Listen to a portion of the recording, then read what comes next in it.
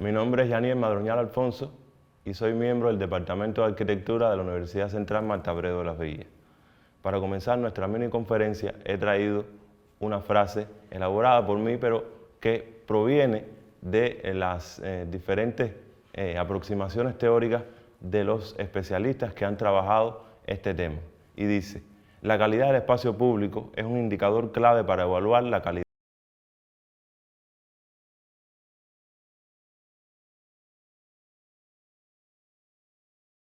del hábitat humano. En él se manifiesta la crisis de una ciudad.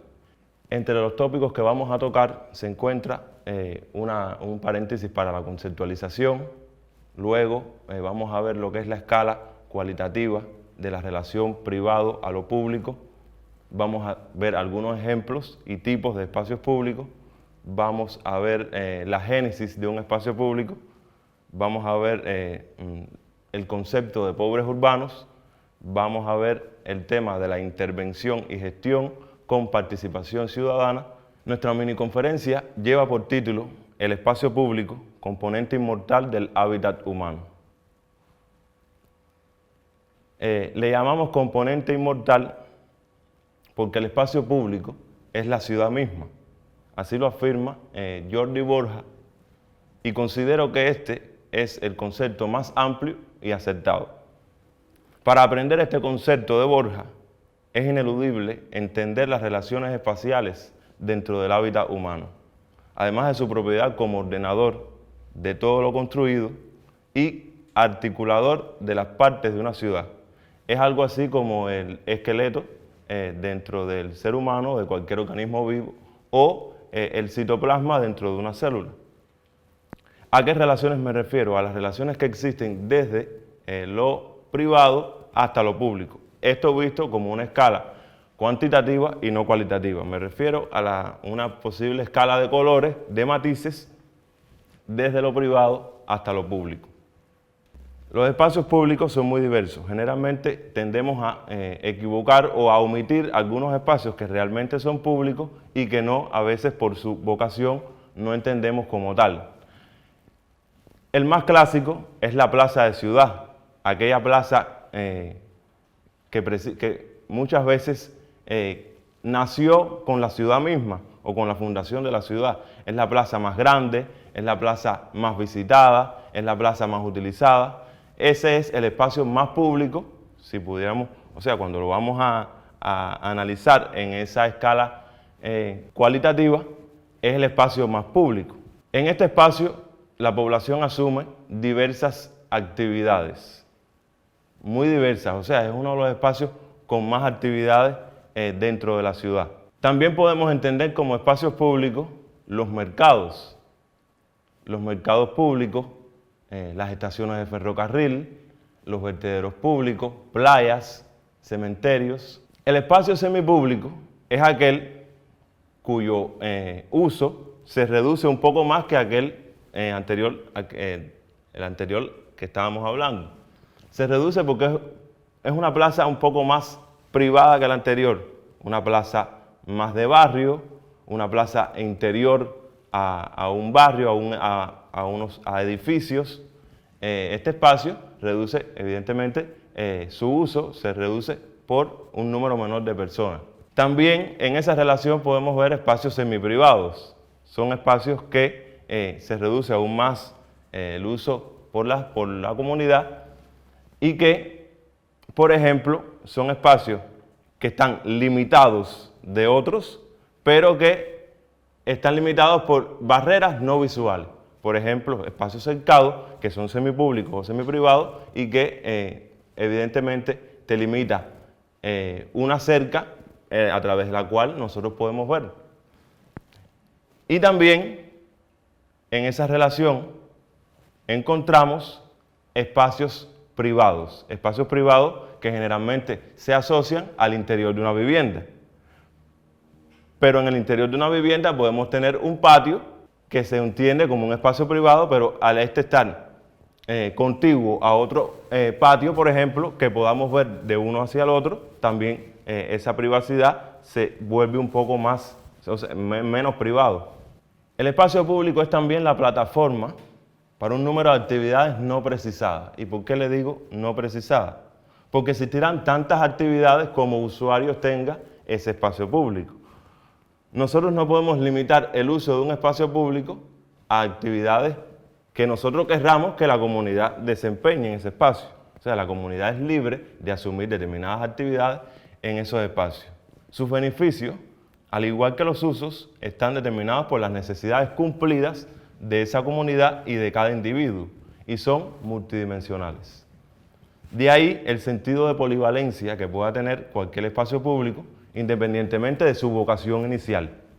Nosotros podemos proyectar un espacio para niños, pero los niños están acompañados por personas mayores.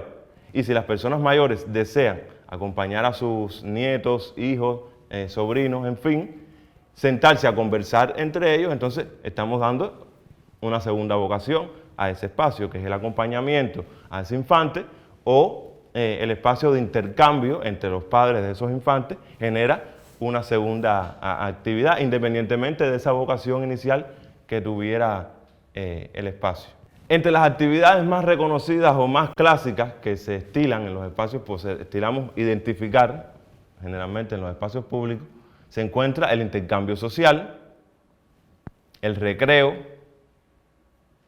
la expresión, y vamos a hacer un paréntesis aquí porque los espacios públicos son medios de expresión también para la comunidad y también son utilizados como medios de comunicación para tanto de la comunidad, para las instituciones o desde las instituciones hacia la comunidad. También se utilizan como elemento para la movilidad y la accesibilidad. Nosotros, las personas, nos movemos por el espacio público, lo utilizamos para acceder a otros espacios.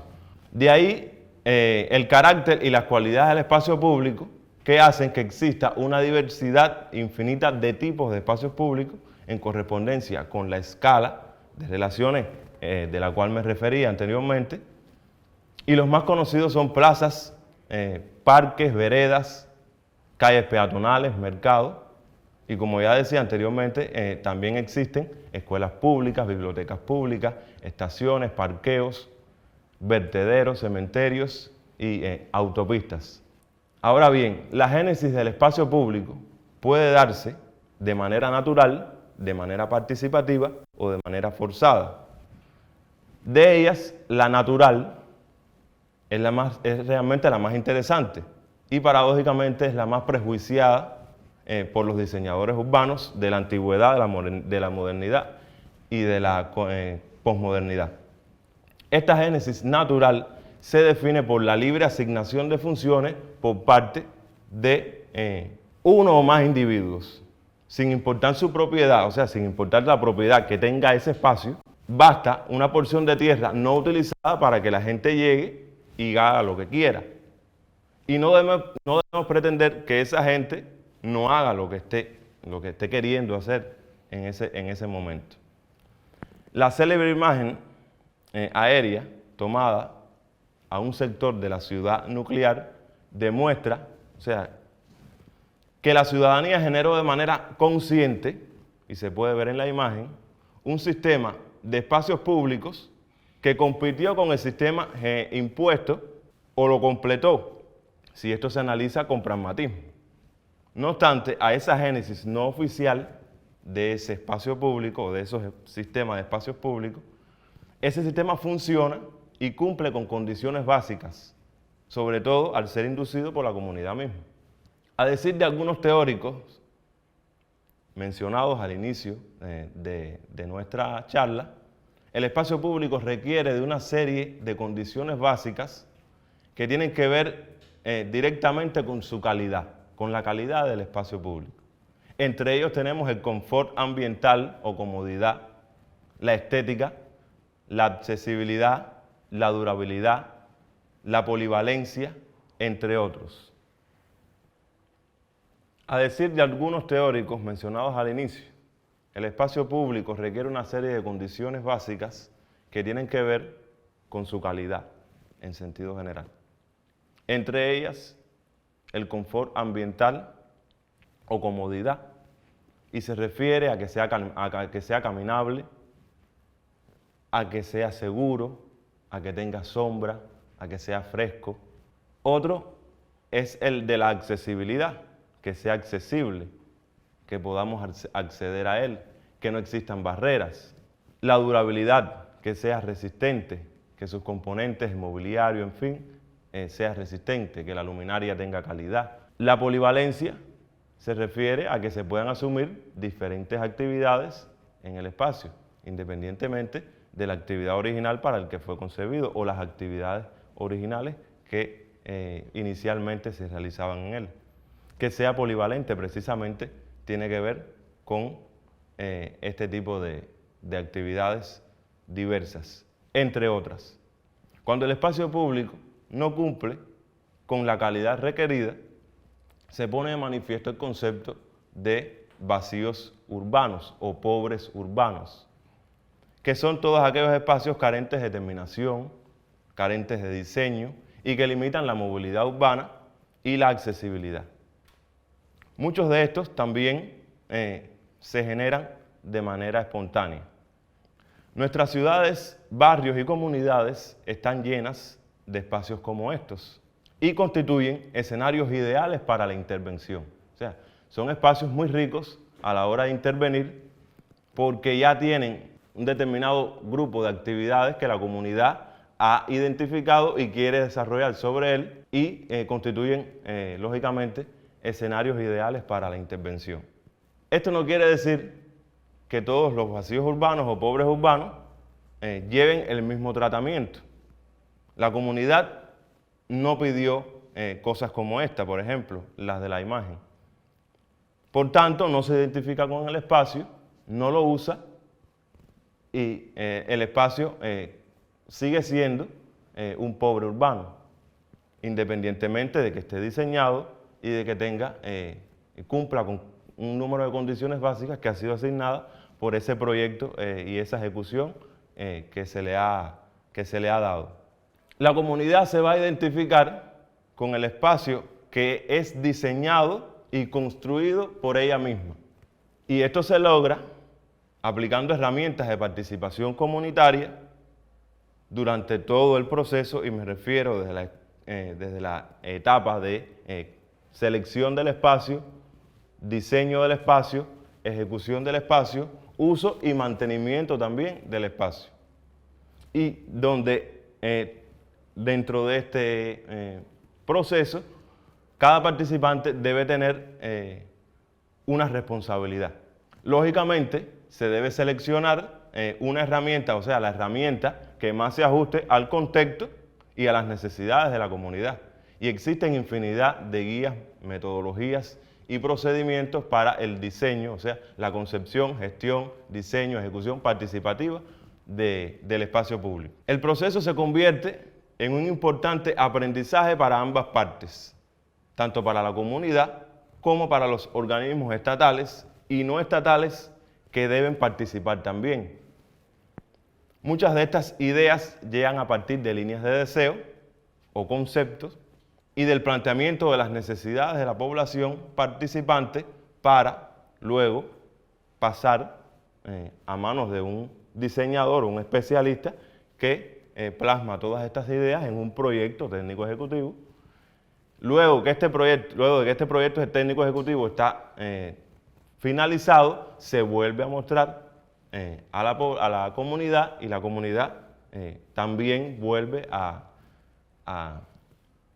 plantear cosas que no están concebidas desde que se hizo el proceso participativo y constituye algo así como una retroalimentación o con estos cambios que se le van a hacer.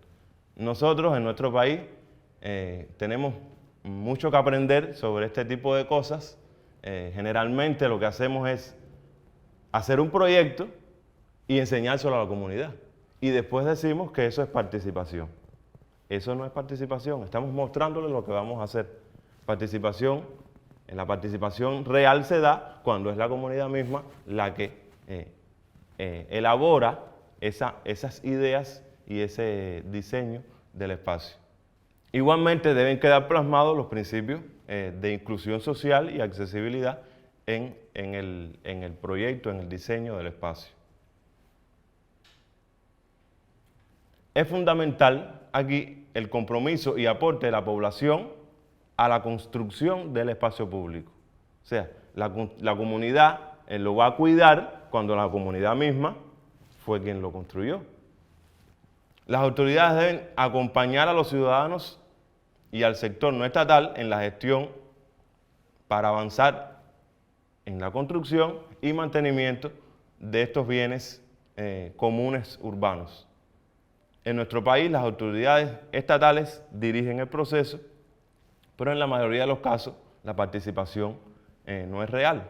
Como había dicho antes, no todos los espacios llevan el mismo tratamiento. Y me refiero ahora al espacio público que posee, por determinadas razones, un valor patrimonial. Generalmente este es asociado a los centros históricos. No tiene que ser necesariamente así, pero bueno.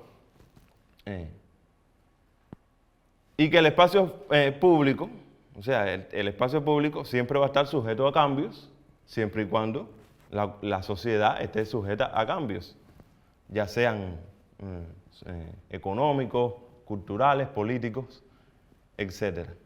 Las intervenciones en estos espacios deben mantener sus esencias y la memoria histórico-social y cultural, incluso de lo que haya existido con anterioridad en este espacio. Y les traigo el fabuloso ejemplo de la Plaza Franklin en Estados Unidos, Filadelfia, proyectada precisamente por uno de los teóricos del urbanismo, de la arquitectura en sentido general, que fue Robert Venturi. Robert Venturi, en la plaza delantera al museo Benjamin Franklin, proyectó una plaza.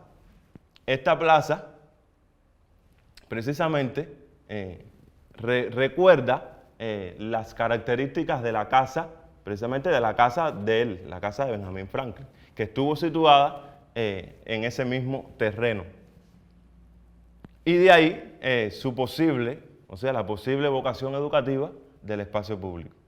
Se pueden hacer disímiles intervenciones en el espacio patrimonial, siempre y cuando se mejore su calidad y accesibilidad. Y les traigo otro ejemplo significativo, que es el caso de la ciudad de Vitoria, en España, País Vasco, que es una ciudad medieval fundada en el siglo XII. Una ciudad con determinadas irregularidades en cuanto a su topografía. En este caso, la intervención que se hizo en una calle peatonal, se le dieron 3 posibilidades de accesibilidad a la catedral antigua: a través de una escalera, a través de una rampa y a través de un ascensor urbano. Se conserva la imagen urbana patrimonial, se realizan inserciones arquitectónicas que, en resumidas cuentas, lo que hacen es realzar el valor patrimonial del entorno urbano, y se mantiene la memoria de la ciudad medieval. A modo de conclusión, podemos decir que la interpretación de las relaciones espaciales, desde lo privado hasta lo público, como escala cualitativa, garantiza el abordaje de los problemas asociados al mismo y su estudio.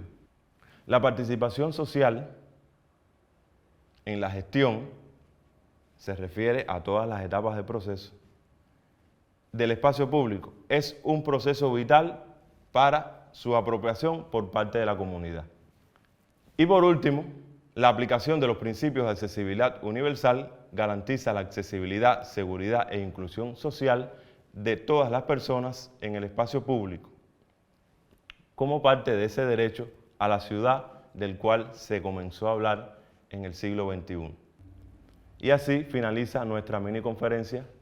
Por su atención, gracias. Muchas gracias.